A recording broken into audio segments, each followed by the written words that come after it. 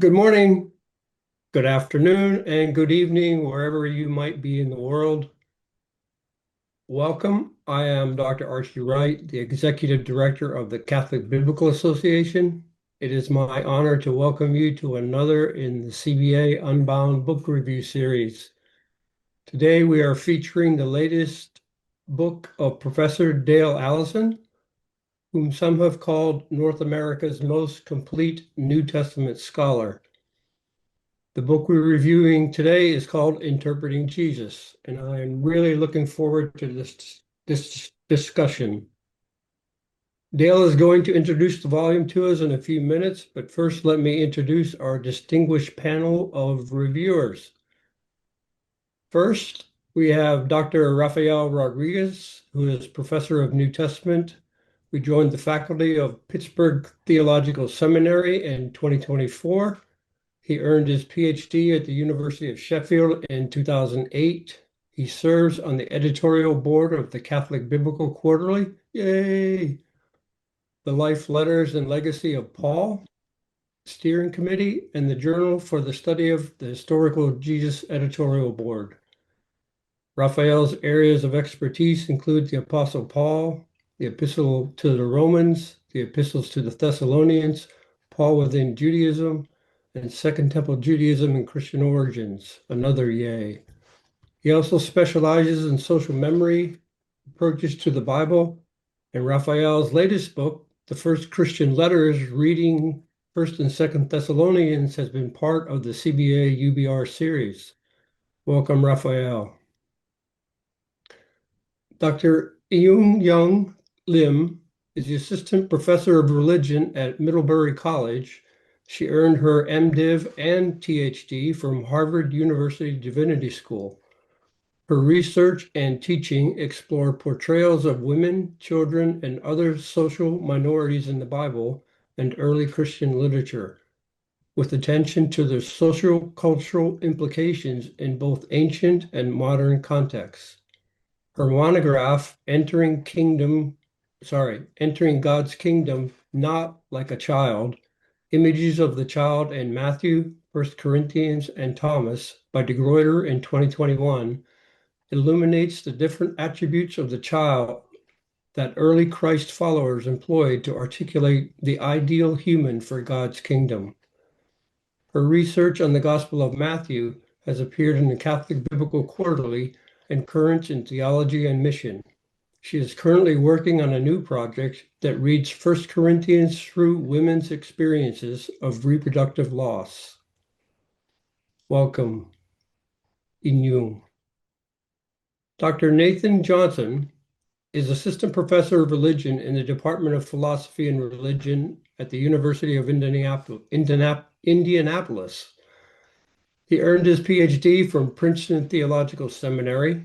He won the 2024 Manfred Lautenschlager Award for Theological Promise for his book, The Suffering Son of David, in Matthew's Passion Narrative.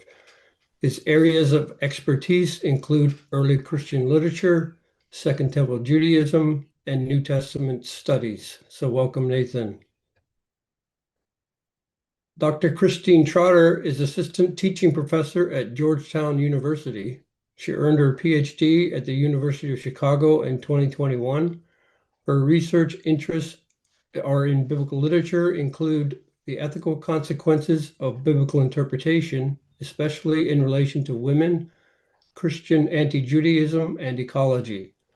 While she focuses on the New Testament, her work also encompasses Hebrew Bible, Second Temple Judaism, the Greco-Roman world, early Christian literature, the reception history of the Bible, and contemporary hermeneutics.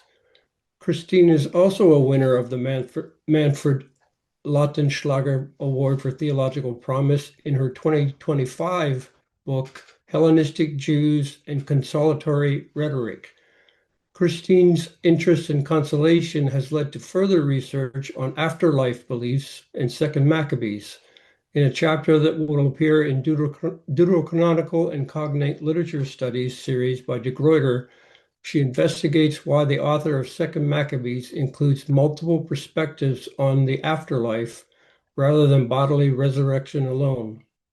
and the title is Multiplicity Matters, Afterlife Beliefs in Second Maccabees. Welcome, Christine. And the last of our panelists, Dr. Jeremiah Coogan is the Assistant Professor of New Testament and Early Christianity at Santa Clara University. He is a historian of religion, textuality, and enslavement in the Roman Mediterranean world, with a focus on the New Testament and early Christianity. Jeremiah completed his PhD at the University of Notre Dame in 2020. He is also a faculty member in the Ancient History and Mediterranean Archaeology Graduate Group at UC Berkeley, and a faculty member of the core doctoral faculty in the GTU, Department of Sacred Texts and Their Interpretation. So welcome, Jeremiah. So that brings us to our distinguished author this morning. And it's my honor to introduce Professor Dale Allison Jr. He is the Richard J. Dearborn Professor of New Testament at Princeton Theological Seminary. Prior to PTS, he was the Eric M. Grable Professor of New Testament at Pittsburgh Theological Seminary, the other PTS, from 1997 to 2013. He earned his MA and PhD from Duke University. His academic research and publications include work on the historical Jesus, the Gospel of Matthew, Second Temple Judaism, and the history of interpretation and application of biblical texts, among many, many other things. His three-volume commentary on the first Gospel, which he wrote over a long period of time, co-authored with W.D. Davies, has been characterized as likely representing the single most influential commentary on Matthew since the time of the Church Fathers. A few of his most recent books include Constructing Jesus, The Resurrection of Jesus, Apologetics, Polemic and History, Encountering Mystery, Religious Experience in a Secular Age, and Interpreting Jesus, the volume we will be discussing today. He has also written a historical critical commentary in the letter of James and on two Jewish pseudepigrapha, Fourth Baruch and the Testament of Abraham, which is a wonderful book if you haven't read it. So thank you, Dale, for taking time out from your sabbatical to be here. We appreciate it very much. And Dale will give us a brief overview of the volume, and then we'll hear from our panelists, after which we will take a brief 5-minute break. So welcome, Dale, and I hand it off to you to give us an overview of your wonderful book. Thank you for being here. Thanks, Archie. I second what you said about the Testament of Abraham. That book should have made it into the canon. I don't know what happened that it's not there.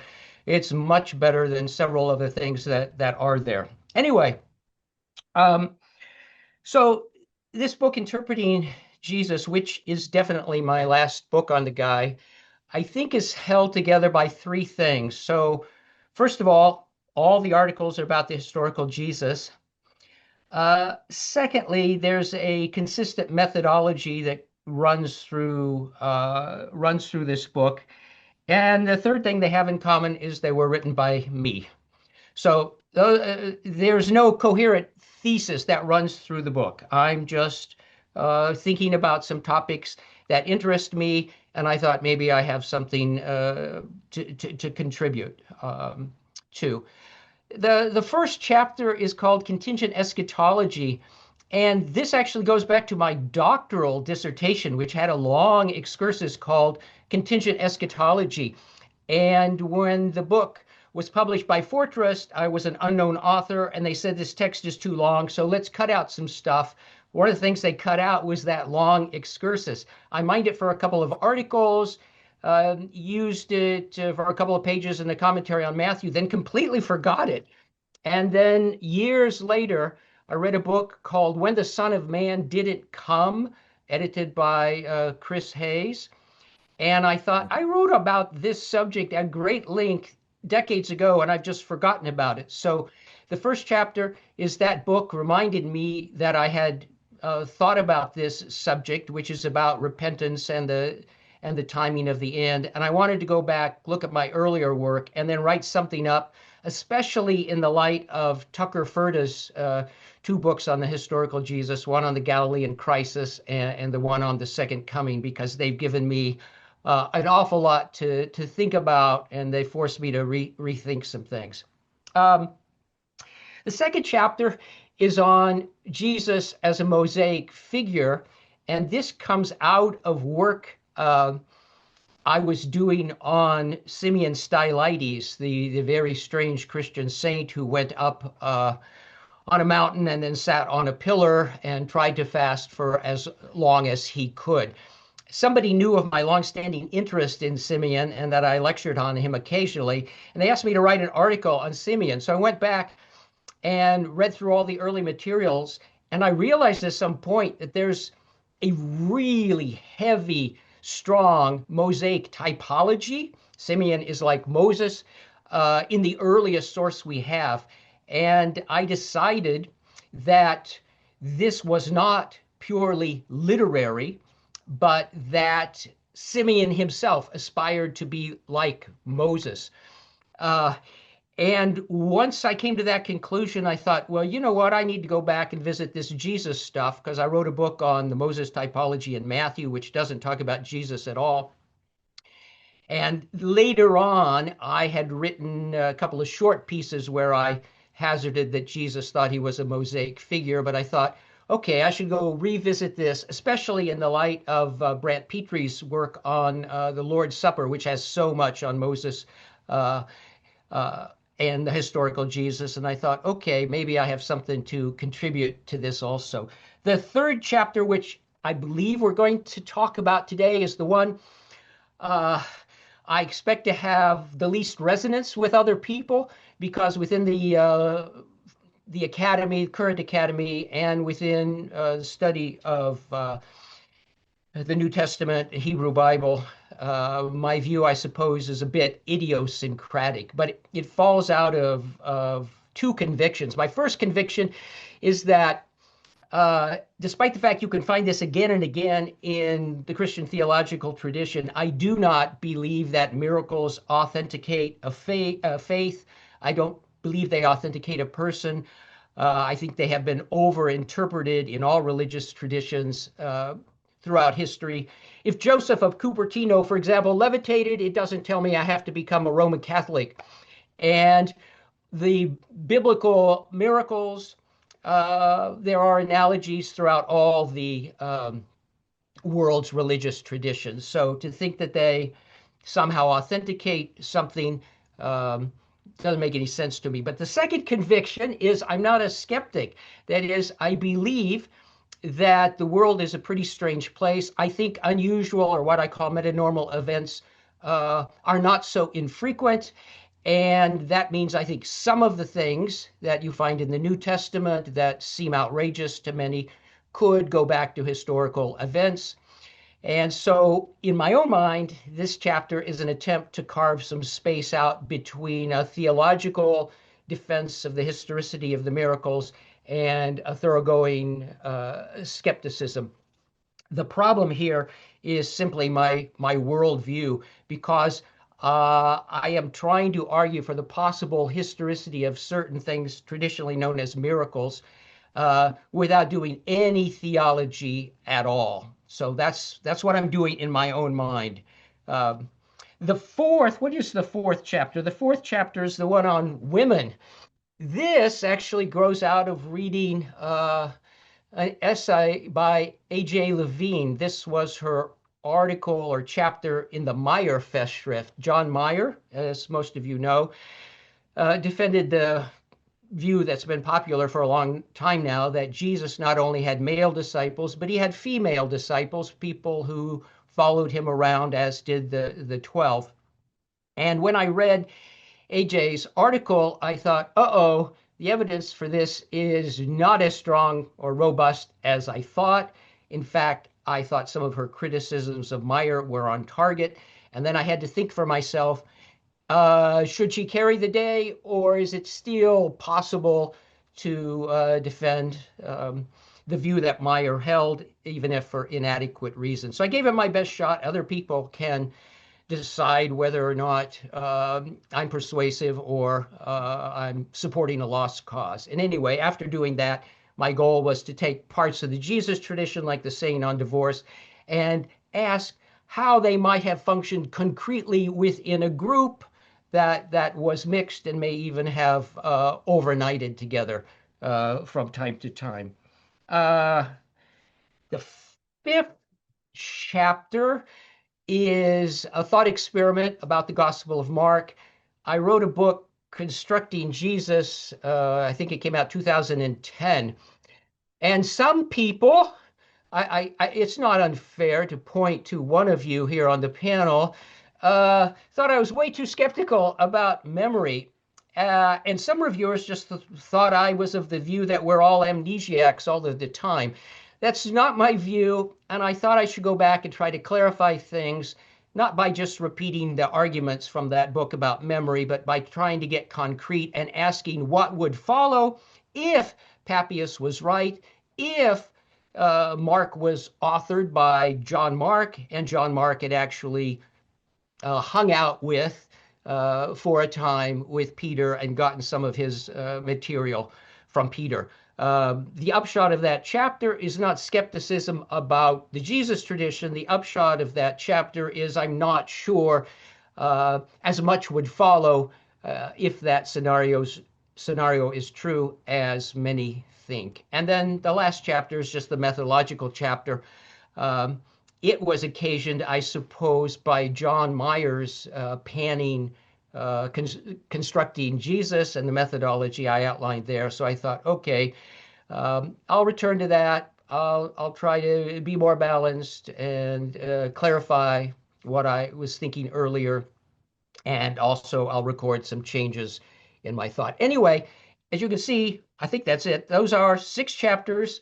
They are held together by a method, but there's no overarching thesis. You could also see that I'm still reading and still having new thoughts, and that most of this book was produced by me reading something and saying, oh, I want to respond to that, or that makes me rethink something that I thought I already knew. So from one point of view, this is a book of responses. And with that, I think I'm done with this introductory part.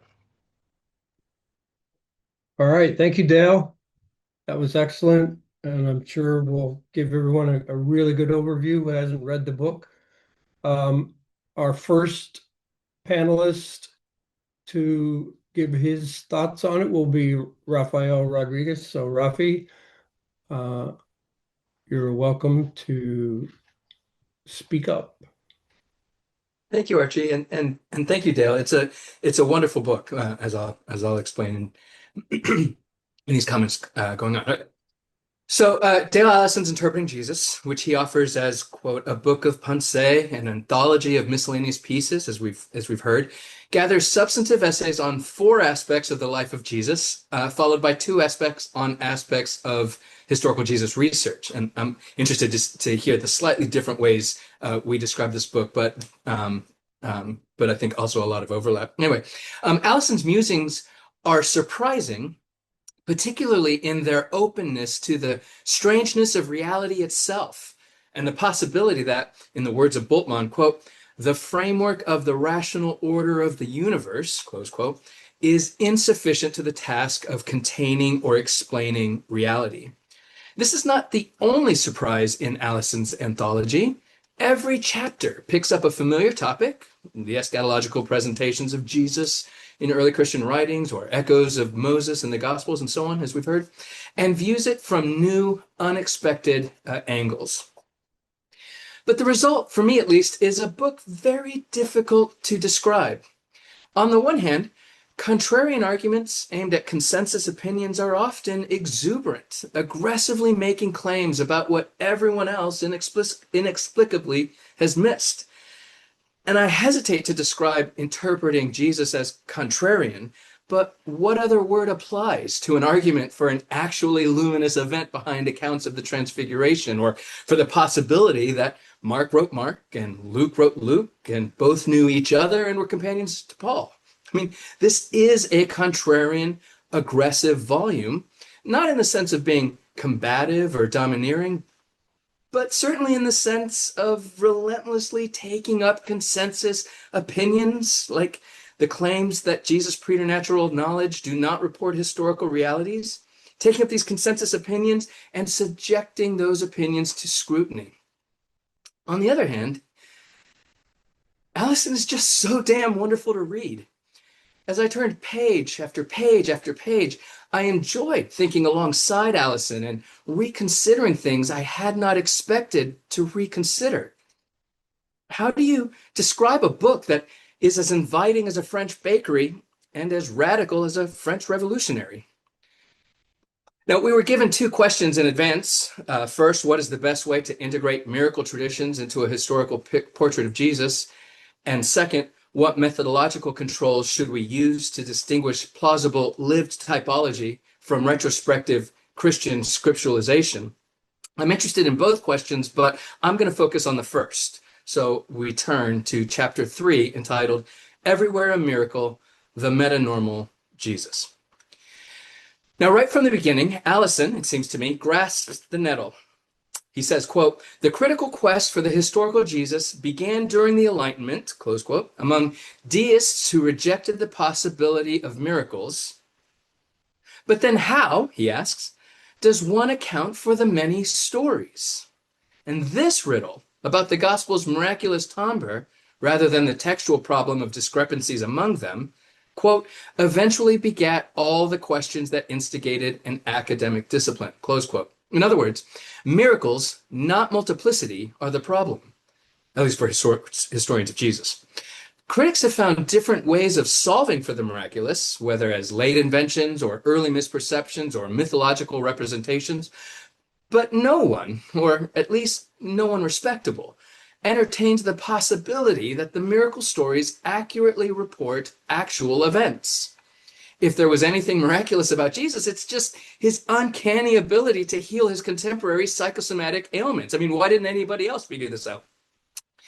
At this point, the reader encounters an ominous subheading, a personal confession. In the face of the unanimity of our academic tradition vis-a-vis the miraculous, Allison is defiantly contrarian. He says, they never won me to their side. I think that's one of the best lines in the book. Now, two factors stiffen Allison's resolve against consensus.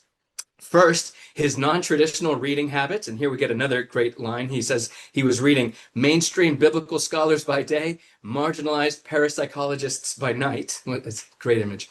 And second, his own firsthand experiences with the unusual or the metanormal. Allison is both forthright and sober-minded. Quote, claims such as mine commonly evoke strong resistance or even ridicule in certain circles, including some circles in which I move, he acknowledges. And yet, it would be dishonest, he avers, to run from what I have seen, close quote. And he is not alone. He notes, quote, if one opens the right books or gets enough people to be honest, one soon discovers that there is nothing peculiar about me. The unusual is not so unusual, close quote. Now, a confession of my own. I'm not sure what to do with any of this. About 15 years ago, at my previous institution, an exuberant undergraduate came into my office, and it was my fault for leaving the door open, and breathlessly asked me about resources or biblical passages that would help him interpret a dream he had in which God spoke to him. Now, my sacred texts recount stories of God speaking to people through dreams, and my theology warns me against the foolishness of insisting God cannot do so today. Even so, I did not believe my student. Of course, I didn't tell him I didn't believe him. Instead, I said something about the limits of my field of expertise, and I pointed him in the direction of a colleague with interest in spiritual formation. I wasn't able, and I wasn't interested in dissuading him of the story he brought with him into my office, but, and this is the point, neither was I willing to believe him.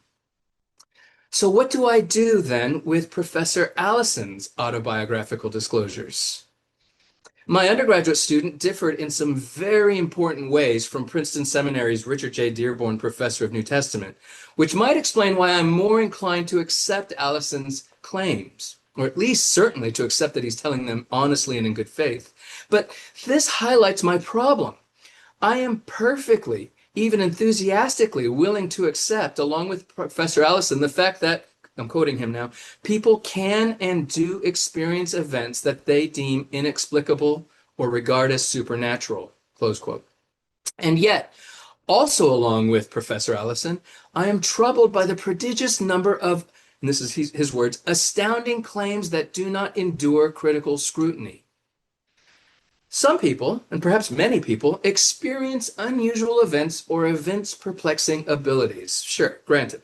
But, and here I risk understatement, very many people make erroneous or false claims to such events or abilities. Does the potential to detect a 4 or even 5 standard deviation historical event justify the cost of admitting for consideration myriad miraculous myths? He says, quote, once one lets in a couple of monsters, others crowd at the door, bang to enter also, close quote.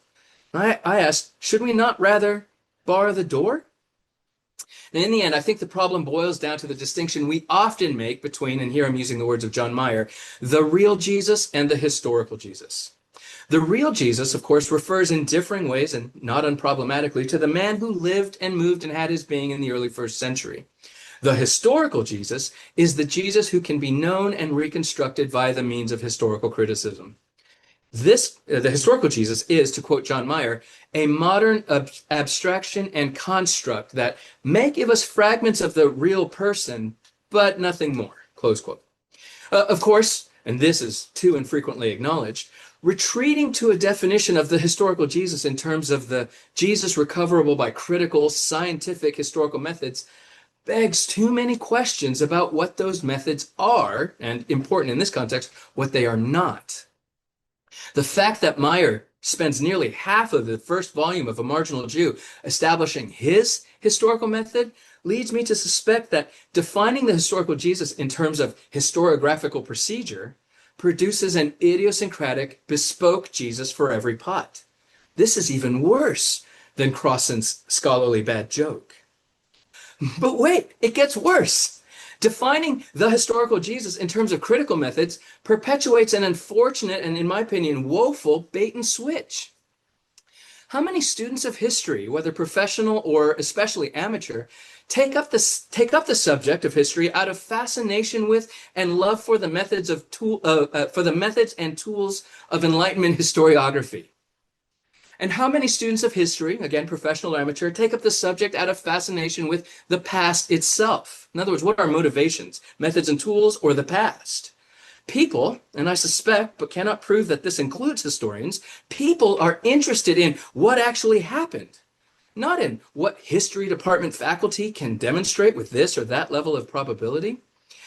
Our epistemological timidity notwithstanding, Chris Keith must certainly, or maybe I should just say probably, Chris Keith must certainly or probably be right. Quote, the question, what really happened, is the rock of Gibraltar of historical studies generally and historical Jesus studies specifically, close quote. So when the historian demurs, and here I'm adapting words from Robert Webb that Professor Allison quoted, for the purpose of doing historical work, I am methodologically limited to causation within the physical space-time universe. This doesn't limit my personal ontological worldview, just my historical method as historian. The average person would be forgiven for staring blankly before repeating her question, only now slightly more exasperated. But what really happened? What then are we to do? If metanormal events are normal enough, how can academics, whose ken it is to investigate the past, bracket off such events as unknowable according to the canons of the profession? At the same time, I cannot fathom how a witness would convince me that they had seen or experienced something extraordinary, that is, outside my ordinary experience. How would they convince me of that? Like the way somebody might convince me that George Washington inadvertently triggered the French and Indian War. Like I said, I don't know what to do with any of this. Perhaps it's enough to outline a couple of observations relative to interpreting Jesus. First, Allison persuades me that David Hume and Ernst Troeltsch are correct that contemporary experience must provide normative analogs for historical events. but also that, and here I'm quoting him, both Hume and Troeltsch had truncated ideas about the present, close quote. Historians cannot insist on the continuity of human experience and then define human experience in terms of academic, primarily European or American or male experience. If the present is not as tame as so many assume, those are Allison's words, we should expect the past also not to be so tame. Second, if we truly are describing as best we can actual events in time and space, Allison must be right, one, not to limit admissible evidence for the metanormal only to Christian anecdotes, nor two, to jump immediately from event or experience to divine agency, and three, to acknowledge the enormity of the task of demonstrating the actuality of unusual, wondrous events that are closer to us in time and space. And so we have to accept that the evidence for ancient metanormal events, including in the New Testament, cannot meet that task. We simply do not have all the evidence we would need in order to know, not to think, but to know that Bartimaeus was actually blind, that Jesus actually healed him, and that he did so by the power of his speech. Third, while it is perfectly appropriate for historians to concede Jesus was widely regarded as an effective healer and a powerful exorcist, we should not shrink automatically from the further question of whether or not this reputation was justified by actual events. While we are unlikely ever to be able to prove conclusively that Mary Magdalene was tormented by 7 demons or that Jesus drove them away, historians should be more curious about the breadth of human experience before dismissing the claim impossible, and before dismissing the claim as impossible and therefore unhistorical. I'm not yet sure how this curiosity would be expressed or where it would do its work, but I am chastened that my own limited experience is an inadequate basis for summarily dismissing such claims a priori.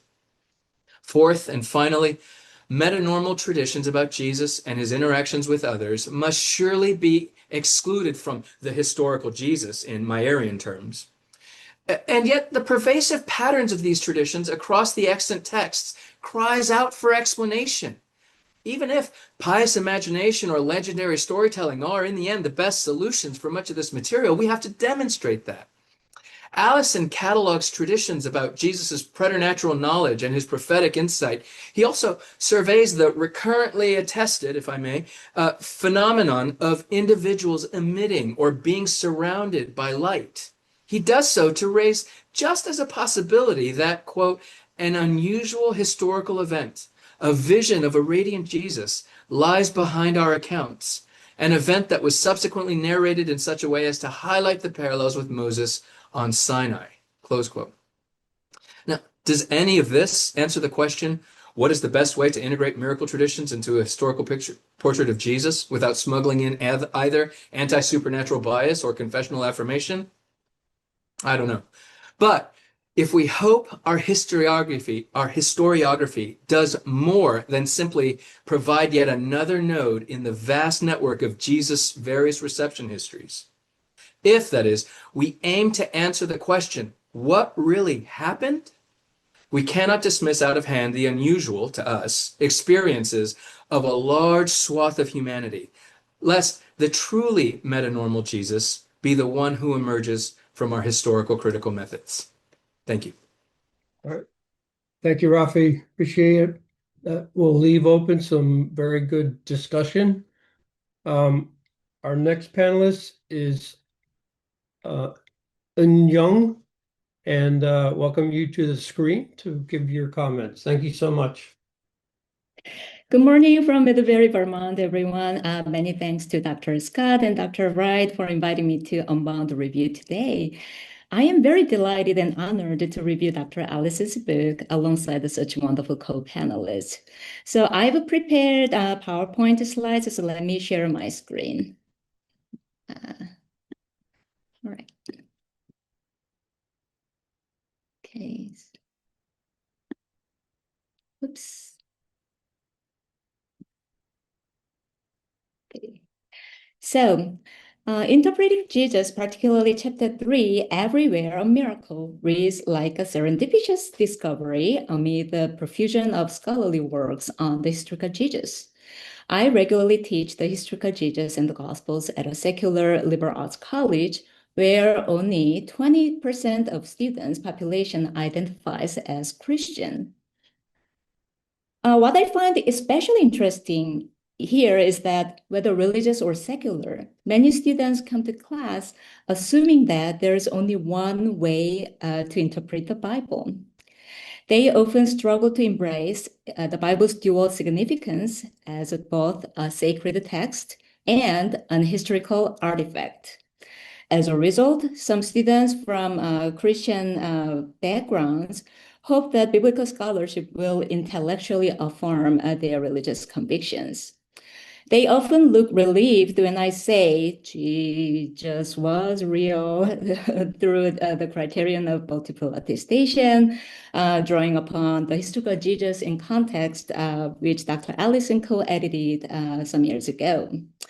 By contrast, a few students, usually non-religious, feel liberated when they encounter historical critical methods, hoping that the scientific study of the Bible will debunk what they see as the inconvenient truth of Christianity, largely because of concerns about the religion's role in contemporary society. Interestingly, these contrasting responses among my students resemble two sharply opposed approaches to Jesus' miracles that have long shaped biblical interpretation. Dr. Allison's chapter on miracles offers an alternative solution to this sort of zero-sum dilemma. This solution, as I see it, is not a compromise. Rather, it reframes the data that sits at the fault line between religion and science, between faith and scholarship. At its core, the book invites us to ask, what kind of ethos undergirds our normal intellectual practices? In the history of biblical hermeneutics, there was a time when the historical, literary, and theological dimensions of miracles were not clearly distinguished. Historical truth was subsumed under or even overridden by religious truth.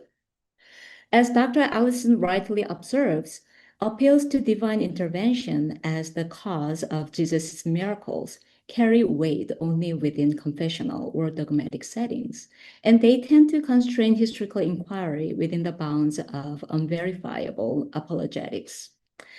By contrast, since the rise of deism, historical Jesus research has developed its own kind of dogma, one from which it has struggled to escape. In the name of value neutrality or scientific objectivity, that the historical Jesus' words and deeds are detached from myth, miracles, and other supernatural phenomena reported in the Gospels. In this framework, miracles function as a counterexample to modernity, helping define modern scholarship as non-miraculous, rational, and evidence-based. As a result, Jesus' miracles are typically treated as literary devices that serve the narrative aims of the Gospels. When this tension between confessional and historical critical approaches seems irresolvable, interpreting Jesus offers a compelling middle path. On the one hand, we cannot verify whether individual miracles in the Gospels actually occurred. On the other, as Dr. Allison notes, one person's skepticism cannot invalidate another's experience of a miracle. Beginning with a candid reflection on his own personal experiences, obviously experiences that modern science cannot fully grasp, Dr. Allison draws attention to a wide range of first-hand testimonies, past and present, as well as cumulative patterns of exorcism and healing, informed in part by comparative anthropology. To be clear, these are not naive attempts to prove supernatural causation. Rather, they function as analogies that allow us to acknowledge at least a minimum level of historicity in the gospel accounts. By appealing to recurring, I quote, authentic human experiences, unquote, of wonder across time and cultures, Dr. Allison's methodology makes several meaningful contributions to biblical scholarship. First, interpreting Jesus prompts us to ask, what makes religion religion? Drawing on insights from David Friedrich Strauss and the scholars of the history of religion school like Rudolf Otto, who pushed back against the rationalist tendencies of the so-called old quest for historical Jesus, the book reminds us that our obsession with historical facts should not reduce ancient people's experience to mere fiction. Second, I deeply appreciate Dr. Allison's emphasis on lived experience, where expressed in religious or secular terms. Reports of extraordinary experiences that recur across time, culture, and religious traditions can serve as a point of human connection. They also relieve modern historians living in this pluralistic society of the pressure to treat miracles as an exclusive Christian property. At the same time, however, Dr. Allison's proposal to speak of wonder instead of miracle raises further questions. He suggests that we can acknowledge a phenomenon or a circumstance as wondrous without attributing it to divine or supernatural causes. But if we shift our focus toward human experience and agency, what might these gospel stories of wonder reveal about the individuals who desperately sought or unexpectedly experienced wonders? If miracles are not unnatural possibilities of the world, then from a humanistic perspective, what conditions or actions enable such human possibilities to emerge, especially in a world marked by injustice and suffering? How might this question inform or complexify, for example, our understanding of the ways that people with disabilities are constructed in the Bible? Finally, these books sustain attention to historical believers and to readers of Jesus' stories, past and present, raise an important and broad question. What kind of hermeneutics do we scholars need today? The question carries significant ethical implications. As we know, historical critical scholarship emerged as a corrective to dogmatic and apologetic approaches to biblical interpretation. Unfortunately, replacing the literate male clergy in the medieval period who spoke on behalf of God, this historical critical paradigm produced a new kind of authority, what Dr. Allison describes via entaves as, I quote, educated, secularizing elites, compelled to combat the superstitions of ordinary people, unquote. While anti-intellectualism and authoritarianism remain serious problems in some religious communities today, forms of gatekeeping and classism within modern biblical scholarship can also prevent us from taking seriously the experiences of those who have encountered, remembered, and continue to experience Jesus. For this reason, several lines from the book resonate deeply with me, both intellectually and ethically. So let me pause here briefly so that you can read the text on the screen on your own.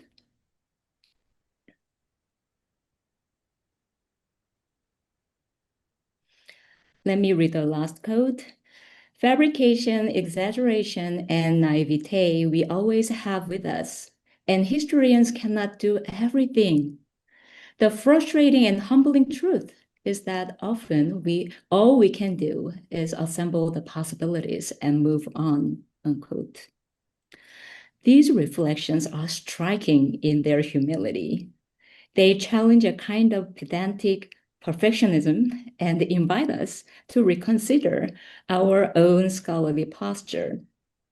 Who are we as contemporary biblical scholars and historians? Before anything else, we are human beings. As I read Dr. Allison's candid and insightful work, I was reminded of hermeneutics of humility articulated by Otto Maduro, whose work I often introduce to my students when I wrap up my upper level seminar. Let me conclude my review with a quote from Maduro. Knowledge is always accumulated communal labor. It allows a collectivity to achieve goals, but it is also the site of communal struggle. Some may have been granted access to it, and some may have been denied access, even though they participated in its production and accumulation.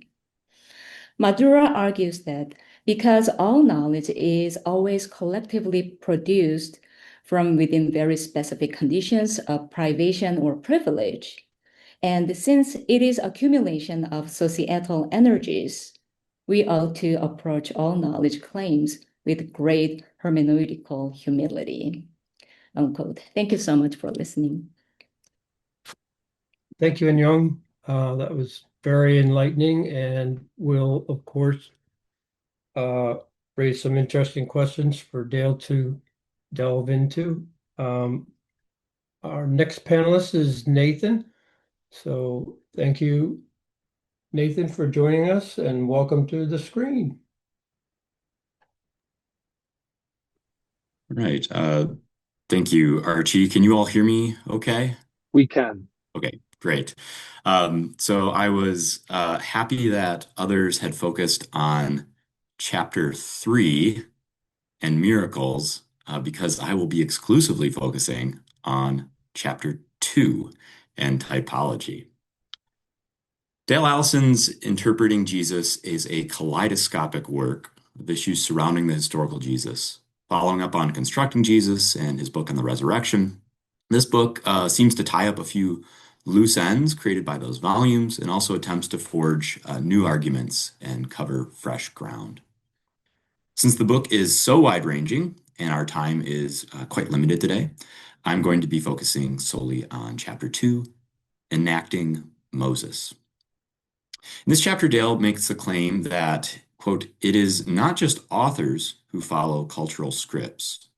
Historical actors can do so too. Extending this to Jesus, Allison further argues that the man from Nazareth did so, specifically recapitulating motifs and actions from the life of Moses.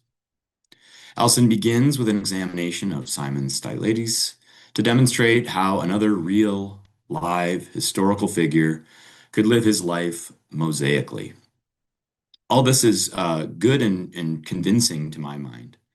That historical figures could reenact the lives and reference the works and words of other historical figures is well documented, and Allison's footnotes do much to continue that documentation. I do, however, want to press on a few points in the chapter for the sake of discussion. The first is Allison's use of the sign prophets in Josephus, which I'll admit is a pet project of mine at the moment. I have a sabbatical to work on these sign prophets and other messianic figures in Josephus. And I'd like to work toward deepening and complexifying our use of these figures in the conversation today. And the second issue I'll be focusing on is around more literary questions. So scribal levels, literacy, and also bringing up the synoptic problem. So first, looking at the sign prophets from Josephus. Allison argues that Jesus is not unusual in enacting Moses because others in Jesus' own century did so as well. However, I think there's an important historical ordering to note here. If Jesus, as Allison argues, did enact Moses, he was the first to do so, at least documented, in the first century. Allison notes, quote, "The appearance of new Exodus and new Moses motifs in the Jesus tradition is, given all this, not so remarkable. If, for Jesus, his time was that of a new Exodus, and if, for Jesus, he was his generation's Moses, neither interpretive move would have been unprecedented or obscure. Jesus belonged to a religious culture in which the sacred past of Moses, the first Redeemer, could be reenacted." Now, much of this is, I think, readily acceptable. We see that there are Moses typologies throughout history, earlier than Jesus, and famously after Jesus with the sign prophets, and then, of course, well documented with Simon Stylites later. The issue, however, here is that Jesus precedes all of the sign prophets that come after him. So again, Jesus would be, in some ways, novel to do this, to enact this Moses typology in this way. So it is actually, rather than being precedented, this word that we're so tired of hearing, it would be unprecedented in Jesus' century to be doing this, since other figures followed. Again, Allison argues, quote, "Regarding Jesus in particular, I'm emboldened in this conviction that Jesus lived mosaically, because we know of several figures in his century who tried to replay the salvific past, including the Mosaic past." So my question is, and this is actually following an article that Allison highlights, which is P.W. Barnett's article on Moses typologies in the sign prophets. He's the one that coins the term sign prophets. What does it mean to put Jesus before the sign prophets? And here, Allison alludes to the implications of this historical ordering in several places. For instance, this is on page 117 in a footnote in note 112.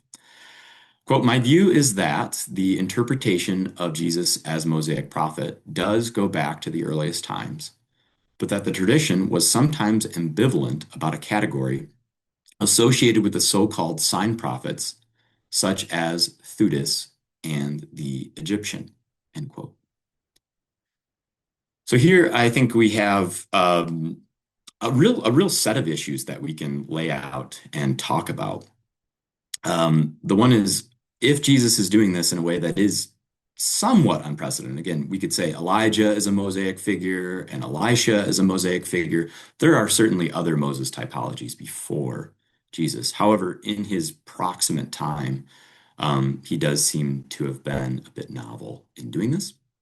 So then here Allison's making the argument that evidently the evangelists are being somewhat cagey, or he says ambivalent, about a category associated with the sign prophets such as Theudas and Egyptian. And we have to spell this out just a bit further. It seems that the evangelists were writing in a time where others had tried to reenact some of Moses's life, and those were done in unsavory ways. And so the evangelists are trying to avoid the association at points of Jesus with the sign prophets by not laying on the Moses typology too thickly.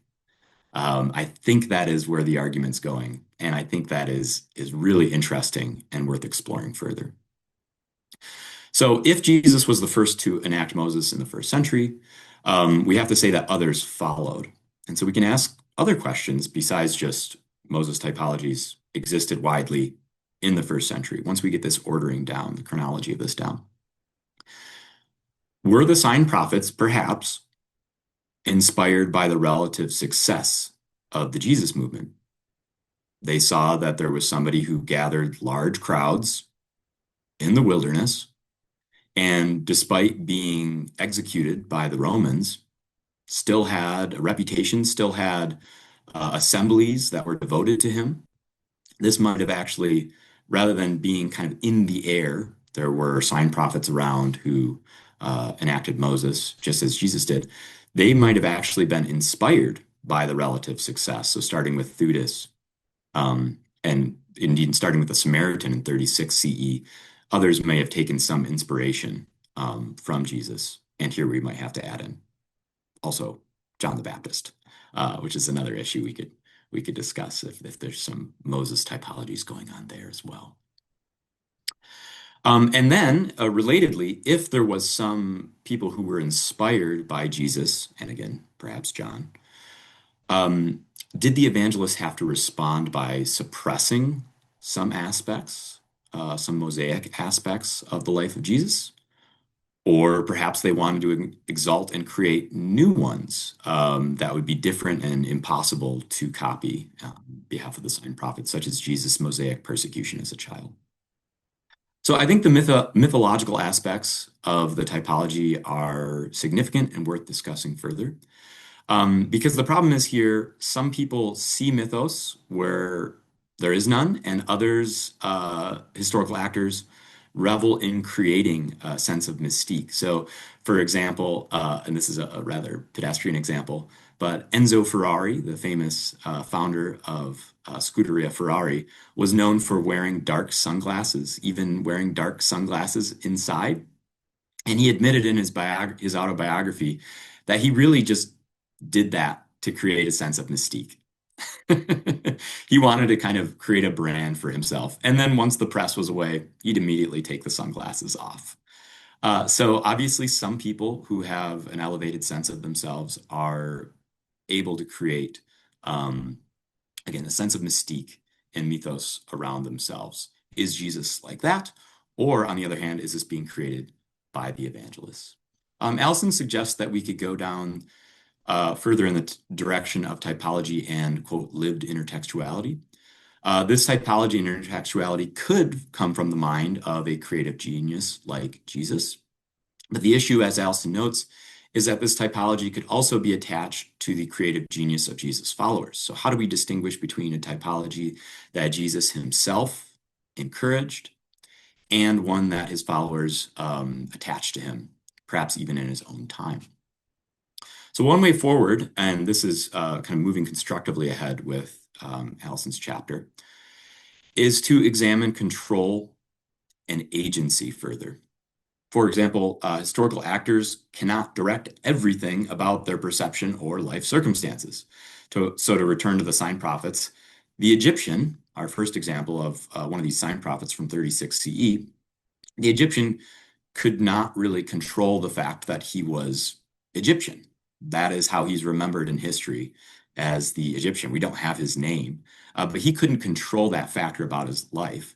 However, he could leverage it to create a new Exodus typology around himself.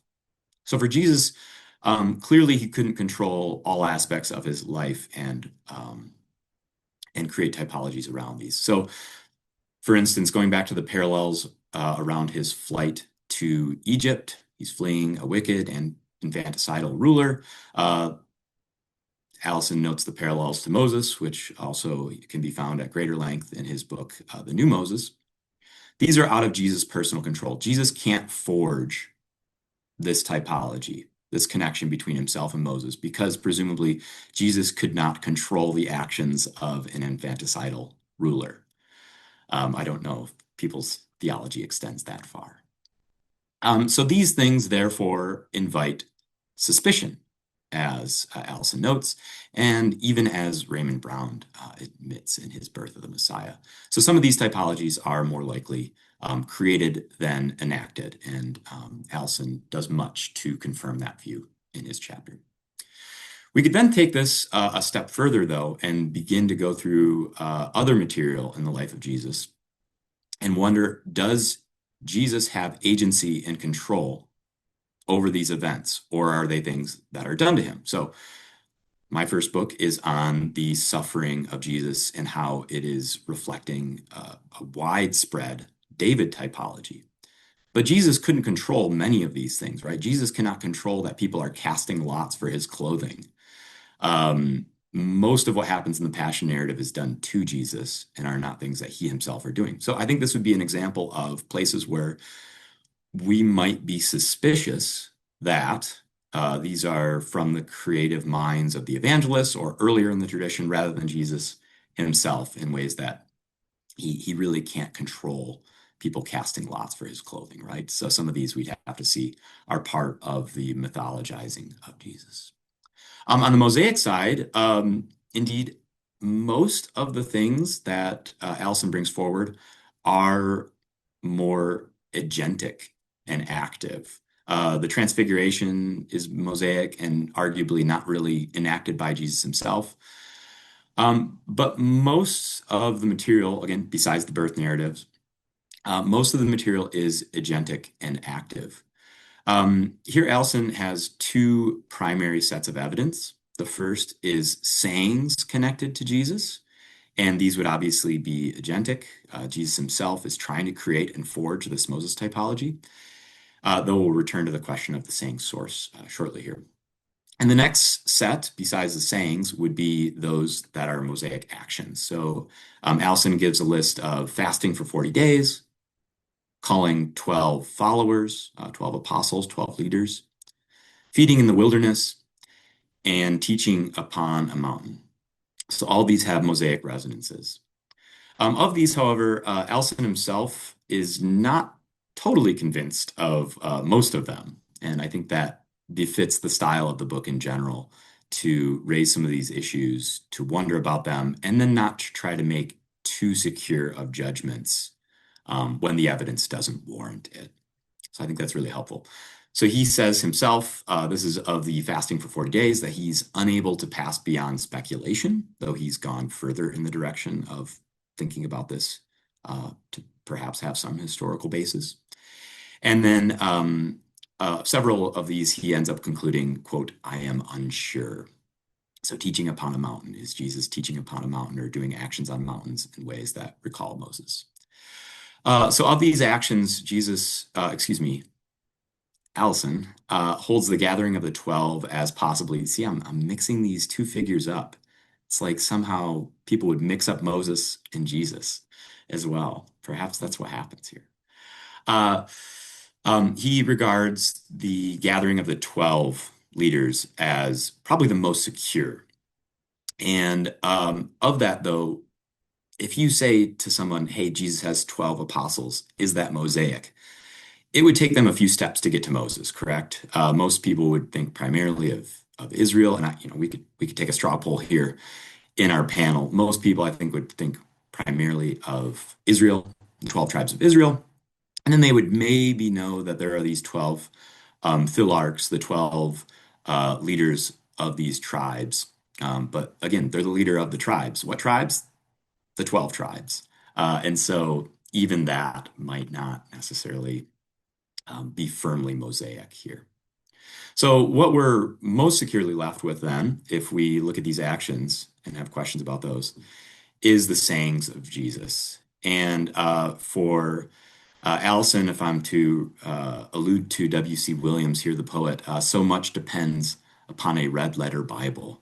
These sayings have to go back to Jesus if we're to have a really strong Moses typology. So for the most part, these are small phrases like this generation or casting out demons, quote, by the finger of God. And here, and it looks like I might be getting close on my time since Archie has popped into the screen. I can perhaps finish with a question. If this is the most secure material, the sayings, for this Moses typology, I wonder what changing our approach to the synoptic problem would do for this formulation, since most of these come from the Q source. And if one were to go forward with the fair hypothesis, I think that would really limit what's going on here for early access to not only Jesus traditions and not only multiple attestation or recurrent attestation as we're looking at here, but I think it would really limit the Moses typology to mostly appearing in Matthew, who obviously has a great interest in Moses, and then Luke reading Matthew and Mark. And so I think that would really, really change how we see Jesus himself enacting this. So if it sounds like I'm being skeptical here, I actually find myself in a similar place to Allison. I too am unable to pass beyond speculation. I'm unsure, but I think speculation is part of the enjoyable riddle of the historical Jesus. And we are, in the end, as Dale's title confirms, always interpreting Jesus. We see him as Mosaic, as did the evangelists and like many of his earliest followers. But to get beyond this, to allude to another of Allison's essays, to get beyond this, it don't come easy. Thank you. All right, thank you, Nathan. Again, some very good points for discussion that I'm sure Dale's just chomping at the bit to get at them. Our next panelist is Christine. So Christine, I welcome you to bring forth your thoughts. Thank you for being with us. Sure. Thank you so much. And thank you, Professor Allison, for this stimulating book. You've convinced me that the Moses typology in the Gospels is far more extensive than I had realized. And I greatly appreciate your attempt to move the conversation about the historicity of Jesus's miracles beyond the binary of total skepticism and religious apologetics. I will structure my remarks by first addressing the challenge of interpreting the Moses typology, and then I'll close with a suggestion concerning interpreting the nature miracles. Professor Allison makes the case that the parallels between Jesus and Moses found in the Gospels, especially in Matthew, are rooted in Jesus's own self-understanding. While the Gospel authors developed the idea that Jesus was a new Moses, Professor Allison claims that they did so because the historical Jesus intentionally presented himself in Mosaic terms. Jesus believed he was the prophet like Moses announced in Deuteronomy chapter 18, verses 15 through 18, and deliberately imitated Moses in both his words and deeds. Particularly notable are Jesus' fasting in the wilderness for 40 days, his calling and commissioning of the 12, his mass feeding in the wilderness, and his habit of ascending mountains. To top it off, Jesus' threefold vocation of teacher, prophet, and miracle worker mirrors that of Moses, who was deemed exemplary in each category. The key question before us is whether Jesus meant to follow the cultural script of Moses or whether it was imposed upon his memory by the early church. While I haven't arrived at any certain methodological controls to aid us, I offer 3 topics for further discussion that I hope will be generative. The first asks, does a Jesus who believes he is the prophet like Moses have a high or low self-conception? The second concerns the implications of Jesus attempting to live out a Mosaic script. Does this suggest that Jesus is not genuinely the eschatological prophet like Moses? And the third ponders the relationship between a Mosaic self-conception and competing self-conceptions, such as being the Davidic Messiah. On page 120, Professor Allison anticipates an objection to his thesis, writing, "My take on Jesus, some will think, gives him too high a self-conception. How can we believe that he took himself to be in a new Exodus in which he was Moses's counterpart? According to an esteemed academic tradition, Jesus preached not himself, but the kingdom." As I have been pondering the abundant evidence presented by Professor Allison that many figures over history have attempted to embody the Moses typology, I have considered the opposite objection. Does Jesus thinking of himself in Mosaic terms, in fact, give him too low a self-conception? Is Jesus really retreating into mountains routinely because that's what Moses did? Did the historical Jesus once decide to fast in the desert for 40 days because Moses did? Allison asks of Jesus on page 123, might he not at some point, like Simeon Stylites after him, have aspired to fast in the desert in imitation of the lawgiver? In my mind, this sort of explanation for Jesus' actions characterizes Jesus as having a low self-conception. He appears like a man eager to mimic his hero and impress others by that imitation. While this reading seems cogent for Simeon Stylites, I struggle to imagine that Jesus would view himself in this way. It implies that Jesus is in some sense a wannabe, someone trying to achieve the fame and stature of Moses by assimilating his public presentation to that of Moses. It implies that Jesus is the lesser and Moses is the greater. Yet even with the parallels to Moses in the Gospels, Jesus understands himself to be greater than Moses And he's willing to part ways with Moses on a number of issues, such as divorce. And this is something Professor Allison discusses in detail, ways in which he also transcends Moses. Nevertheless, it seems to me that there's a great tension between a Jesus with a large conception of himself, and here I'm quoting Professor Allison's other book, Constructing Jesus, and a Jesus who seeks to imitate Moses. As to my second point, I wonder whether an intentional decision to imitate Moses makes the claim that Jesus was the prophet like Moses suspect. Arguably, if Jesus intentionally tried to replay the life and teachings of Moses in his own life, the parallels between Jesus and Moses seem counterfeit. I think of someone impersonating Elvis for Halloween, for example. Part of the power of Matthew's portrayal of Jesus as a new Moses is the rhetorical effect that Jesus is like Moses without Jesus trying to be. This lack of intentionality on Jesus's part, and here I'm starting to cover territory Professor Johnson already introduced. I think this lack of intentionality is especially apparent in the events surrounding Jesus's birth and early childhood in Matthew. If Jesus's life mirrors that of Moses without Jesus trying, it appears that is because God arranged it so. The impression is that God has chosen Jesus to be the prophet like Moses. If Jesus is trying to orchestrate his actions to imitate Moses, the sense that everything's happening according to a divine plan is lost. Rather, Jesus appears like the quintessential human, jockeying for power and influence. If Professor Allison is correct that Jesus deliberately attempted to speak and act in ways that were called Moses, it appears to me, at least, that the gospel authors were embarrassed by it and thus framed the parallels as outside of Jesus's control. According to the evangelist, Jesus did not choose to enter into the wilderness to fast for 40 days and nights after his baptism. The Spirit drove him there, somewhat softened by Matthew and Luke, but still the sense is the Spirit brought him there.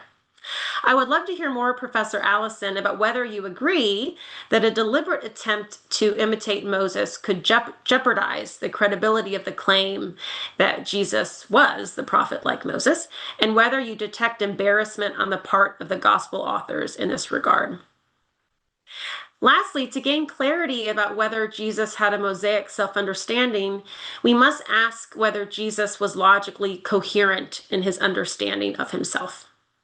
We expect the early church to come up with contradictory ideas about Jesus and put them together because we think about a diversity of authors and audiences with their own cultural context and varying degrees of familiarity with the Jewish scriptures. Generally, interpreters expect a singular individual to be more consistent in who they think they are. As we can reconstruct Judaism at the time of Jesus, the eschatological prophet like Moses, the Davidic Messiah, and the heavenly Son of Man from Daniel 7 are different figures. Is it reasonable for the historical Jesus to think that he was all of these figures at once? Initially, I was thinking no, but I was persuaded by Professor Allison's discussion of contradictions and inconsistencies among charismatic leaders and within biblical text in his earlier book, Constructing Jesus. And there he shows that inconsistent logic is in fact normal in biblical text. And we all know Jesus was unpredictable and shocking in both his words and behavior. Jewish messianic expectation did not see the prophet like Moses, the Davidic Messiah, and the heavenly Son of Man as embodied in the same person, but clashing with expectation is on brand for Jesus. If we're open to people being innovators in forming a personal identity that defies the categories they have inherited, then there's no reason to assume that Jesus could not have attempted to live out a Moses typology while still thinking he was the Davidic Messiah. We do not need to develop theories that Jesus changed his mind over time about who he thought he was. In my last 2 minutes, I will briefly offer a suggestion concerning how we might integrate miracle traditions into a historical portrait of Jesus. Because the recognition of a miracle is dependent on one's view of what is and is not possible in the world, we must start with understanding how ancient worldviews differ from our own. And this is especially important when analyzing how nature responds to Jesus. Ancient Mediterranean peoples would not have deemed it as extraordinary as we do that the sun went dark while Jesus was on the cross, for the sun was known to dim its light both in protest and in mourning of horrific murders and the death of important men. For a reader steeped in the stories of the Hebrew Bible, it is natural for different facets of the cosmos and our earth to recognize their Lord and to respond to him with obedience and service. We only think it is miraculous because modern scientific worldviews have rejected the idea that the sun, the sea, the trees, etc., are animate beings who respond to their creator. In other words, what an ancient reader may have perceived as the world functioning as it should, obviously a new star should announce the birth of Jesus, a modern reader may regard as a miracle. If we reread all of the nature miracles in light of ancient worldviews, we may find that there's less miraculous activity than we thought. The nature miracles would thus be less a reflection of something supernatural happening and more an argument about Jesus's identity, that the natural world would respond to him in this way. I realize this approach does not directly get at the idea of what really happened. It's more helpful for thinking about how the nature miracles would have been interpreted by early audiences. Nevertheless, by getting us closer to the time of the historical Jesus, it can prevent us from projecting our current worldviews onto the evangelists who recorded such tales. And I must say, I was inspired to pursue this line of inquiry as a result of Professor Allison's research on the Star of Bethlehem in ancient interpretation. So I thank you, Professor Allison, for that, and I look forward to further conversation. All right. Thanks, Christine. That was really good. Again, more questions. Should be a great discussion. And we are now ready for Jeremiah to come join us. Welcome, Jeremiah. Thank you so much. I'm grateful to everyone for being here, and I'm delighted to have the opportunity to think together about Sir Allison's new volume. Before turning to the specific questions with which we've been asked to engage, I want to begin by expressing my appreciation for one other piece of the book, which I think is richly generative. The 6th chapter offers a thought experiment about what we can imagine, what we can reconstruct, and also what we can't imagine, what we can't reconstruct, about the social relationships and indeed the intellectual networks of the emergent Christian movement. Professor Allison's critique of a imagined splendid isolation of writers and readers from one another seems to me exactly right, although I think I diverge from him in a lot of the particular judgments. But I think the larger question of what we can actually imagine as the social and intellectual matrix in which these early Christian texts are produced is important not only for historical Jesus research, but more broadly in how we think about the development of both the Christian movement and Christian scriptures. So I wanted to flag my rich appreciation for that piece of the project before turning on to what I've been asked to do.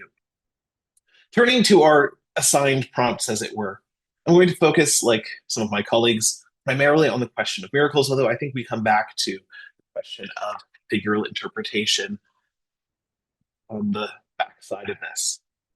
On the questions of the miracle or wonder, or what Professor Allison has called the metanormal, I'd like to think about the stakes of Professor Allison's argument. If we grant that these kinds of experiments are widely attested human phenomena, we are still, of course, left with the question of what they mean, what their historical and theological statements might be.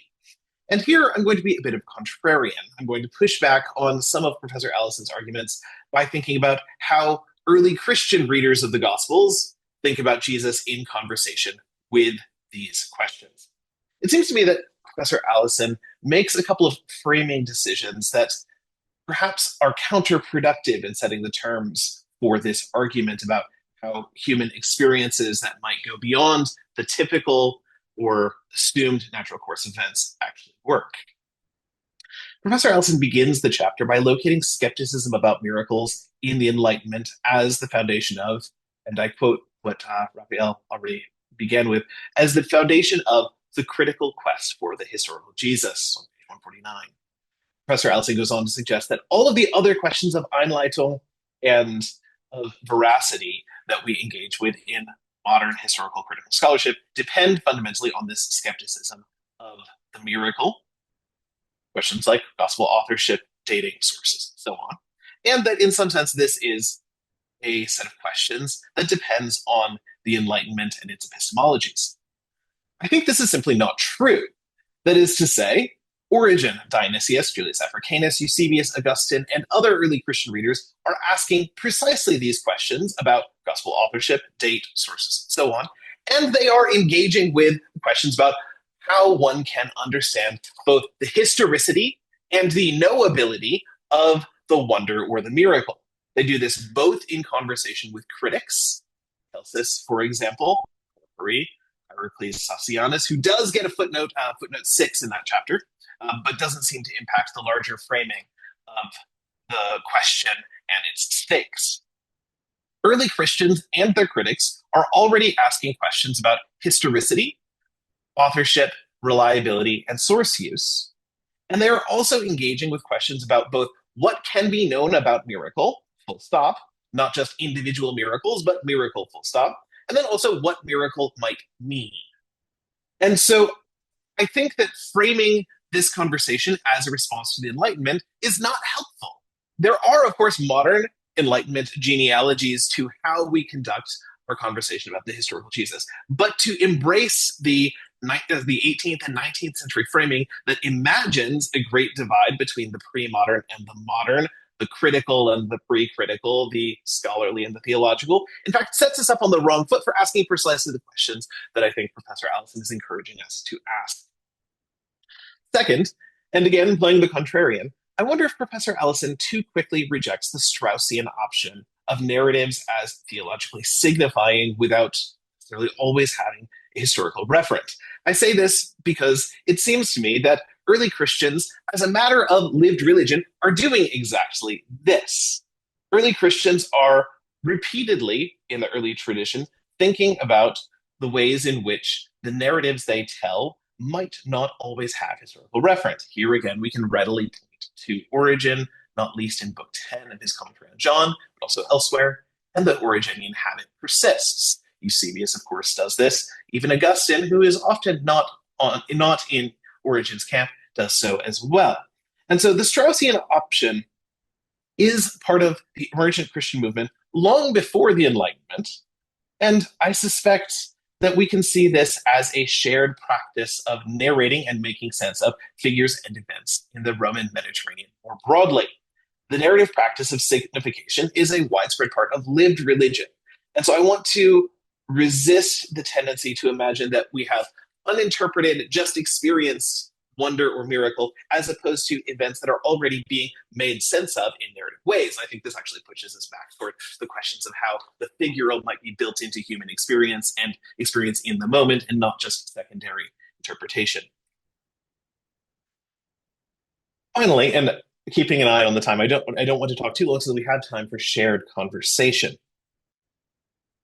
Professor Allison argues that miracles are not or should not be a form of theological proof. But I wonder what this means in the context of the early Christian movement, where miracles are narrated precisely as proof for many, not all, but for many figures. Just to read briefly, Celsus asserted that Christians consider Jesus to be divine son because he healed the lame and blind. That is, at least if we can trust Origen, precisely what Celsus says, and Origen agrees with Celsus on this point. And so both critics and adherents of the emergent Christian movement at least sometimes imagined that miracles were probatively evidence for claims about Jesus' divine identity.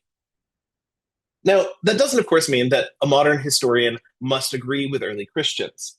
And yet the account offered in this chapter seems to me not fully to embrace the fact that the stories of miracles that we have in the Gospels are, at least by many of their earliest readers, understood as offering the kind of theological proof that Professor Allison doesn't want to allow them to perform. This raises for me questions about how to coordinate the historical project that Professor Allison is proposing with the ways that these texts are written and the practices of signification in which they are already in their composition embedded. I want to now conclude by expressing my enormous appreciation for this book and for the opportunity to think with you all, and I look forward to our conversation. All right. Thanks, Jeremiah. Thank you to all the panelists. I know we are running late, but we should take a short break. I have 11:29, so we'll break for 5 minutes. We'll come back and re-engage at 11:34. Okay, so we'll be right back. Welcome back, everyone. We will now, well, thanks to all the panelists for their comments. And now we turn back to Dale to give him the opportunity to respond to your comments, and then we'll open up the discussion to the floor, including the panelists and also our online audience. So those of you who are in the online audience, if you have questions, please post them in the chat. Although we are rather short on time, if possible, we may bring you on screen, but I don't know if we have time to do that. Josh will let you know. But Dale, I hand it over to you. Okay, well, thank you all so much. There is way too much to respond to adequately, so I'm just going to have to pick a few things here and there so that I don't take up the rest of the time. Very briefly, in response to Rafael, you referred to me being contrary, and you referred to me not caring about consensus. I hate the word consensus. I teach my students it's an evil word. All it is an excuse to quit thinking. So never use that word. Also, I can be contrary because I'm old enough now. I don't care. I don't have to face any more promotion committees. My reputation, whatever it is already established. At worst, people are just going to think he's gone off the rails in his old age. But I don't care anymore. So that's part of why I said what I said in that book, and I wouldn't have written it 20 years ago. The chapter, at least, on miracles. I would not have done this until I reached a point where I don't care what anybody thinks. Now, I agree with Rafael that there's a lot of nonsense out there, an awful lot of nonsense, and I think I've spent a good part of my life trying to sort out the nonsense from what I think is not nonsense.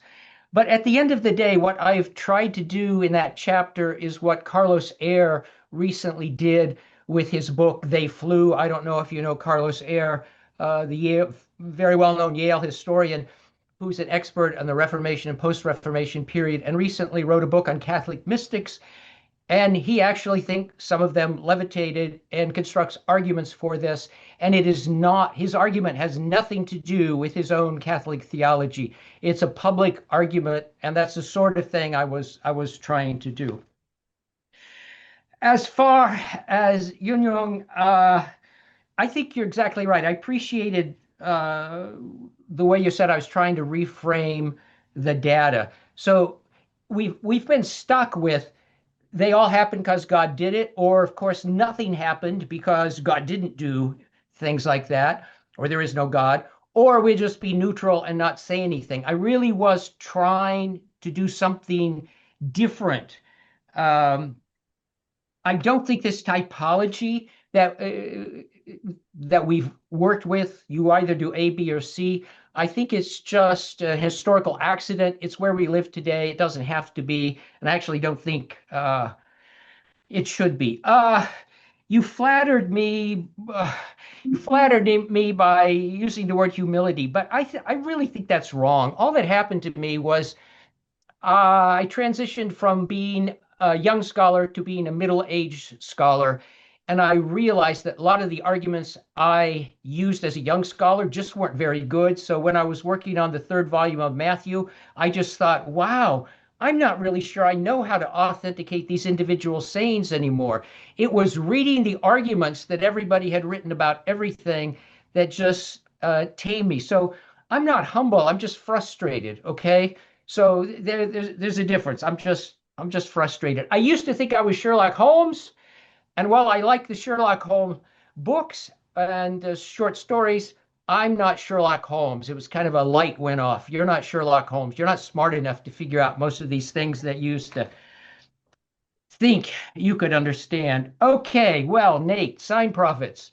Uh, Come on, I'm just waiting for your book so I know what to think. You're the expert on this. I don't know. If you can make a case that these other people were imitating Jesus, that would be really fascinating to me, right? So you are right about that. On the other hand, the evangelists themselves are writing after the sign prophets. So if they show some unease in Matthew 24 or Mark 13, then that fits, right? You're right also that it's much easier to do what I do, believing in Q, right? And we can't talk about that. But I think that I just disagree with Mark Goodacre. And Francis Watson is a really good friend, but I just think he's wrong about Luke copied Matthew. I just don't buy it. I actually wrote an article on this recently trying to defend anything but Luke using Matthew. I think it's the least plausible of anything out there. So all I can do is just say that. So where are we here? Christine, oh, this Moses high or low self-conception is really interesting. So maybe I'm too influenced by Philo and Ezekiel the tragedian, but their pictures of Moses make him a theos. He sits on a heavenly throne and so on. So I think in Jesus's time and place, Moses wouldn't have been what he is for me. For me, Moses is Charlton Heston because I grew up with this old movie, The Ten Commandments. So I always see Charlton Heston when I think about Moses. But I think in the first century, this guy is a really big deal in certain circles.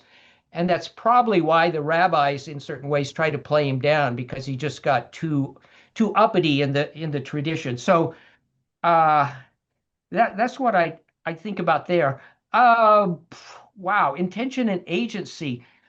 That's a question I'll have to think about. But when I think about other people who have invoked a Moses Christology or a Moses typology, it doesn't seem artificial. It just seems part of who they are. So when Martin Luther King Jr. starts talking like Moses, it's just like when he starts talking like he's Abraham Lincoln. It just seems part of his self-conception is natural.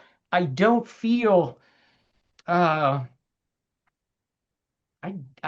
doesn't feel artificial. Or when Gregory Nazianzen or Harriet Tubman, these people who do that I refer to, and then they live in these Moses tropes. I don't feel that. So as for nature miracle, yeah, we should talk about this a bit because you're right. Our conceptions of nature are different than the ancients. Still, don't they all think that these stories are remarkable? That walking on the sea it's not an ordinary thing, or calming the sea is not ordinary, or when the sun goes dark, yeah, it can do that, but it's still remarkable, right?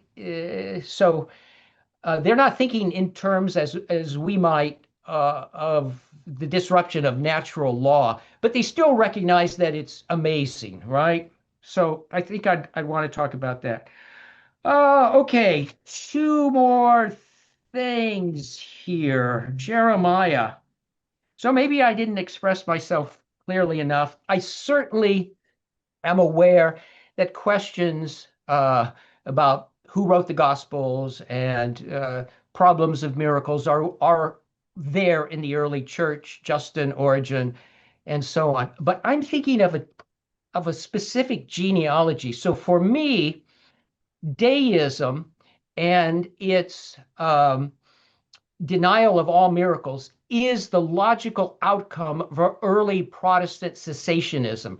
So Catholics have all these miracles, and then the Protestants show up, and Calvin is a cessationist. All the big Anglicans are cessationists very early on. And so what they say is the miracles in the Bible happened because Jesus and the apostles and Moses needed to be authenticated. But all this stuff that's happened since the Bible closed, since the apostles left, it's all fiction. So they've got 1,500 years of fictitious events that they have to explain away, and they develop methods to do so. And what happens is the deists come along and they say, we're just going to complete the Protestant project. You've shown us how we can explain away 1,500 years of miracle stories. Well, we're now going to explain away all the miracle stories. And I do think that that sort of skepticism has its own genealogy, and I think it leads directly to our quest for the historical Jesus. Maybe not to New Testament studies, but for the historical Jesus. So I think of the historical Jesus discipline as coming to fruition in 19th century Germany. So that's what I'm thinking about. I know Origen is asking these questions, but 19th century Germany is straight out of deism. So you're shaking your head no, so I'm going to get a response to this, right? Okay, good. So I'm thinking about a traditional genealogy, which is all about miracles, which again, I think comes from Protestant cessationism, an attempt to make it logically consistent. Let's see. I don't have any problem with the Straussian option if you're talking about how to interpret texts or how people understood them. I've written commentaries and they're all about how to interpret or understand what the story meant and so on. It's just there's another thing I want to do. I don't want just to understand the stories. I'm also interested in asking, is it possible we could know what really happened? So I am still interested in that question. As for miracles as proof, yeah, there I'm just a liberal Christian. I just think it's a mistake. Miracles have been overinterpreted in all religious traditions as though they vindicate things. I just think the world's a really strange place. So there I'm going to disagree. I'm going to be, I'm going to be the liberal self that I am and say I just disagree with people, even if they're in the Bible, who think that a miracle establishes divine intervention. I think establishing divine causality is one of the most difficult things in the universe to do. So, okay, very hurriedly, those are my comments. Looks like we've got 14 minutes left. Yes, All right, I'll shut up. 14 minutes. So right now I don't see any questions in the chat. Oh, now all of a sudden I see one from Joe Kimmel. Do you want to read it, Josh? Well, I was going to say, if it's okay, I will read it. And then I see Jeremiah has a question. Joe in the chat sounded off, might the tools and scholarship of anthropologists of contemporary religion,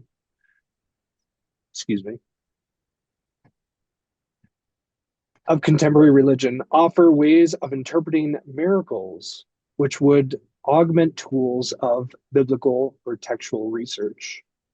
Not in a way that leads to a positivistic explanation of what happened, but as a way to expand how we approach the complexity of the topic.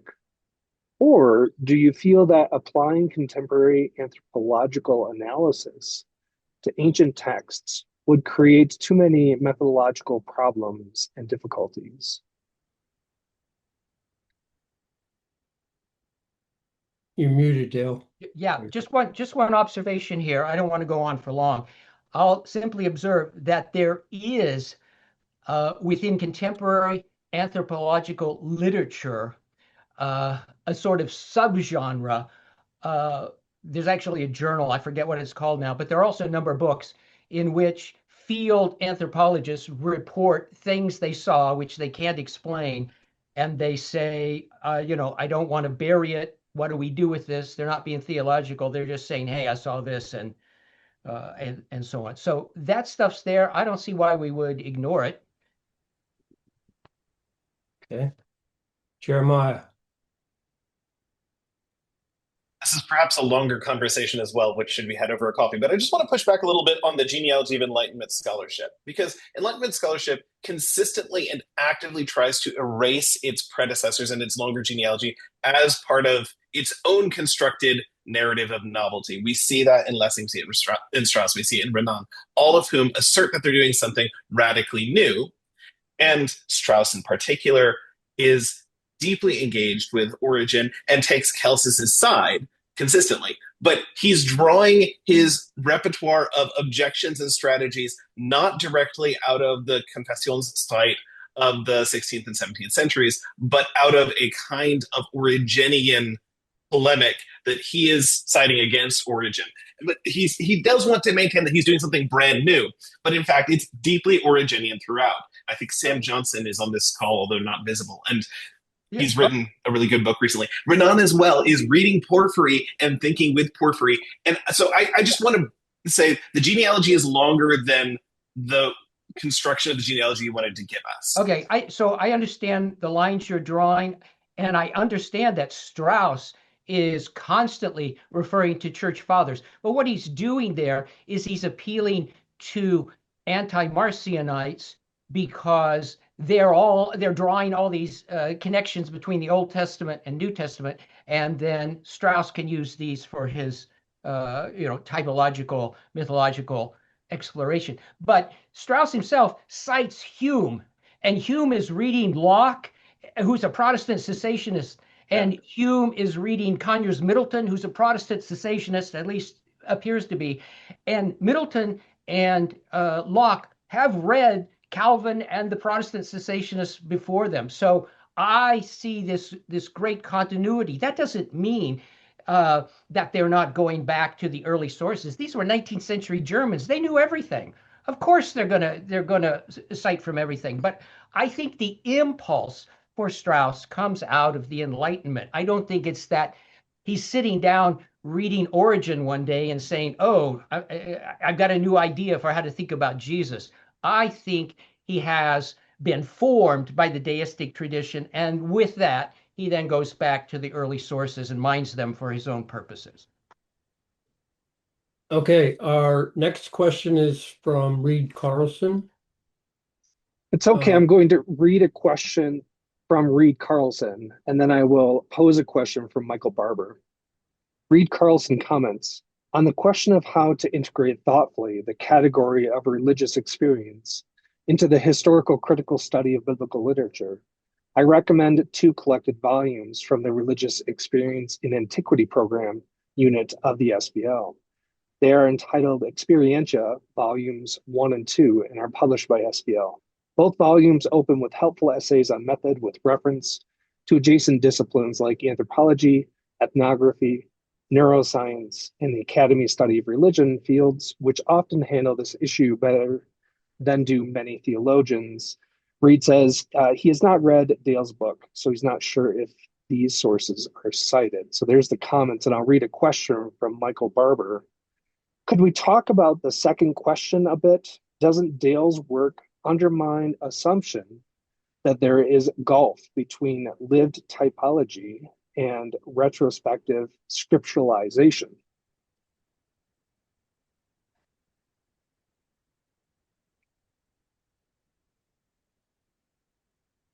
Dale, you want to? Well, I'm not sure how I'm supposed to answer there. So to Michael's question, the answer is I hope so. I mean, that's what I was setting out to do. I have read the 2 volumes on experience, but they're more about mysticism and religious states, and not so much about miracles and how to think about them.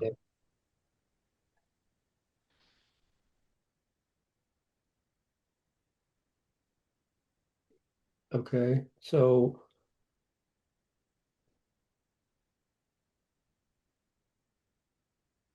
all right, so we brought Bob Costello on. Bob, But may I say something first? yes, sir. Jeremiah, I blurbed Sam's book. Okay, so I know all about it. I think it's great. I think it's a great book. All right, Bob is a Um, frequent attendee of our UBR, and tell us where you're doing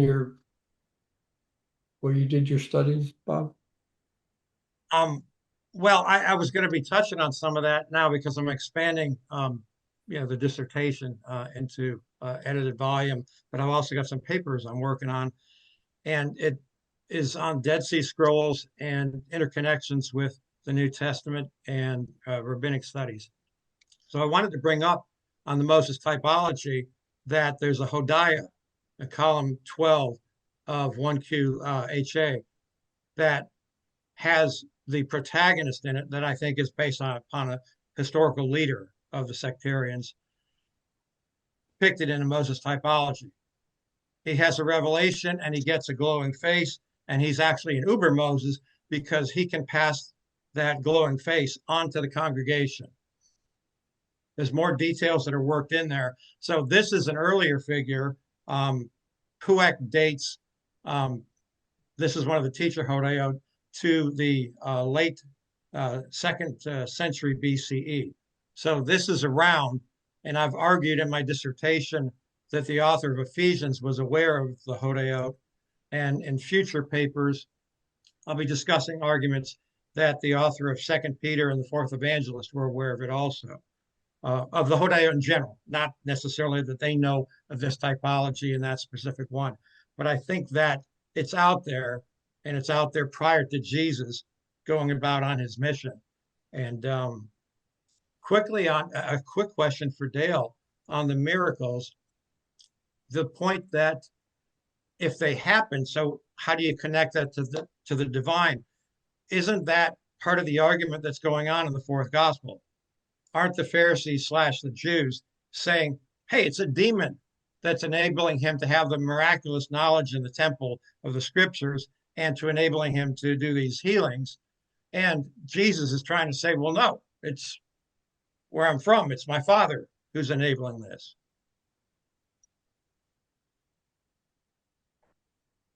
yeah, well, I'll just, yeah, you're right.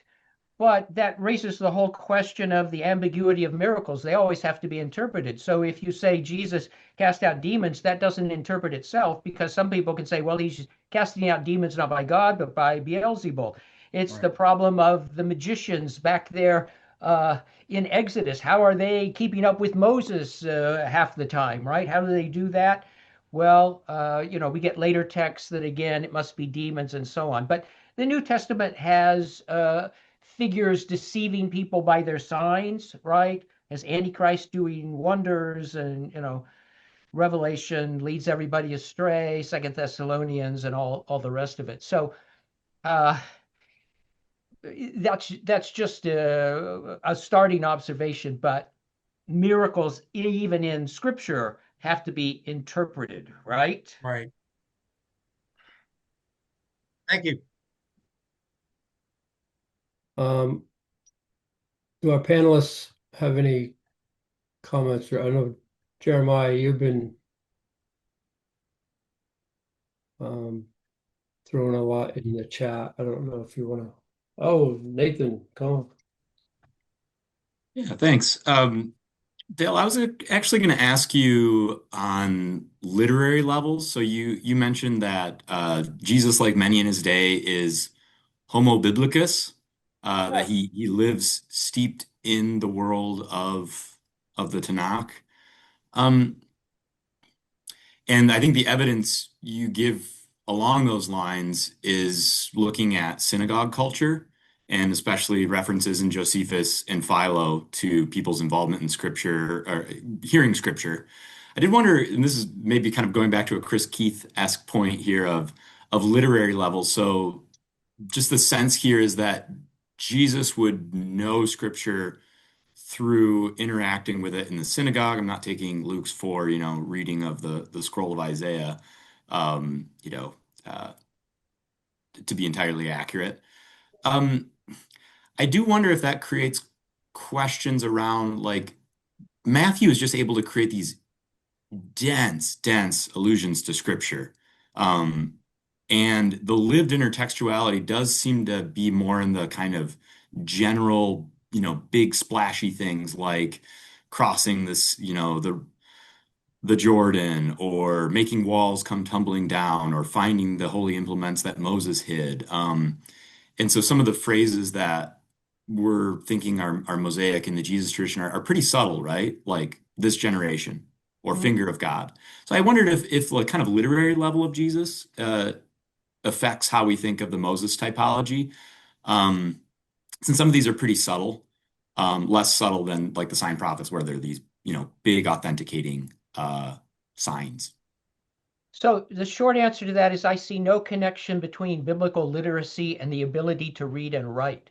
So if you go out on the street of some big city today and pull off somebody who never made it through high school, and if you could write down the number of songs in that person's head, how many lyrics they know thousands, literally thousands of pieces that they didn't set down to memorize, and they never saw in writing, and they never wrote it out. But if you hear something a few times, just like if you watch a movie 3 or 4 times, you've got phrases from it, you've got scenes, and so on.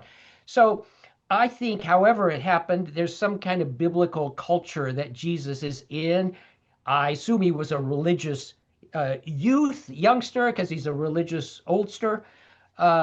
So again, I don't have good ideas yet, maybe we will someday, as to exactly what's going on in synagogues, or what's going on in synagogues in Galilee, or what's going on, in Nazareth. But somehow I think he's heard things enough, and he cares enough, that he does have phrases, and that they resonate within with his audience. Look, I've seen intertextuality all the time now in movies, right? One film is alluding to another, and most people get it. All you need to have done is seen the other film one or twice, and oh yeah, this is recalling that. So that's what I think is going on. You do not have to be a scholar. You don't have to have concordances. You just have to have heard something, like I have music. Look, you play any 3 notes from a Beatles song, I can tell you what it is, what album it was on. I can fill out the lyrics. I just grew up with it, right? So I think for some of these religious people back then, the Bible or these stories, that was sort of the world, the popular culture world they lived in. So that's my best stab at that. Great, thanks. All right. I do believe we have reached the edge of the cliff, and we're about to jump off at the end of time. I just have a couple of things I want to close out with before we thank our panel and, of course, Dale. First, anyone out there or anyone in here in the panel, just want to remind you that CBA is open to membership. It's a much smaller professional organization than SBL. It's 85 years old and supports biblical scholarship through meetings, publications, professional collaboration, support for research through grants, fellowships, professorships, and so forth. There are 4 categories of membership: full member, associate member, graduate student member, and sustaining member. And they're all different stages of academic and professional formation. We have multiple types of publications. Of course, we have the Catholic Biblical Quarterly, which you all know, one of the top journals in the academy, I believe. we also have three monograph series, the CBQ-MS, CBQ-I, and then the BS-CBA, which is kind of one that's addressed to more of a lay audience. Lots of grant money that we give out every year, nearly nearing $400,000 a year right now, and trying to make that grow every year. So if you're not a member, you go to our website and you can apply there. Right now the highest for full membership is only $50 a year, and it's definitely worth. Dale's been a member for a long time, and Rafi and Jeremiah and are now all members, and I don't know, Christine, anyone else? No? Nathan? And a couple other things. Those of you who are members, our annual general meeting registration deadline closes June 19th, which we're holding at Loyola University of Maryland in Baltimore, July 18th through the 21st. These are great social, scholarly events where we have everyone gets to share their research in a small setting where it's dialogue rather than just listening to someone read their paper and 5 minutes of discussion and out the door you go. This is, good, solid discussion about someone's research and so forth. And good panels in the evening as well. And then we have shared meals, and we also have great receptions at night where there's lots of nice free-flowing alcohol. And then we have one more UBR coming up on May 20th from 10 a.m. to 12 p.m. Hugo Mendez, who I believe is in the audience with us today. The Epistles of John, Origins, Authorship, and Purpose. So welcome you all to come out to that. Should be very good. I don't know who the panelists are, but I'm sure it'll be very good. I know a couple of them, Chris Skinner and Sherry Brown, and there's one other. I don't remember who it is, so sorry.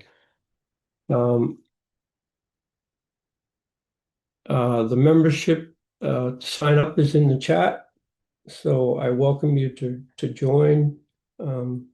It's a great organization, and I don't say that just because I'm the director. I think you'll find it's very communal and collegial and friendly, and lots of good things about it. So, but let's thank our author for a great book, and someone willing to look back at what he's written and think about new things that he's written about and change his thoughts sometimes, and produced a great volume. So thank you, Dale. We really appreciate it. Thank you all. Thank you all. And let's thank our panelists for taking the time out to read this great volume and putting a lot of work into it. We really appreciate it. Such a busy time of year, and all the stuff that's going on in your scholastic and family lives. We appreciate you taking the time to be here. And Dale, especially you being on sabbatical, thanks for taking the time to do this. We really appreciate it. And thank you to Josh for the coordinating this event and the technical side of things. Thank you all for being here. Those of you out in the Neverland, hope to see you again at the next one. All right. Bye all.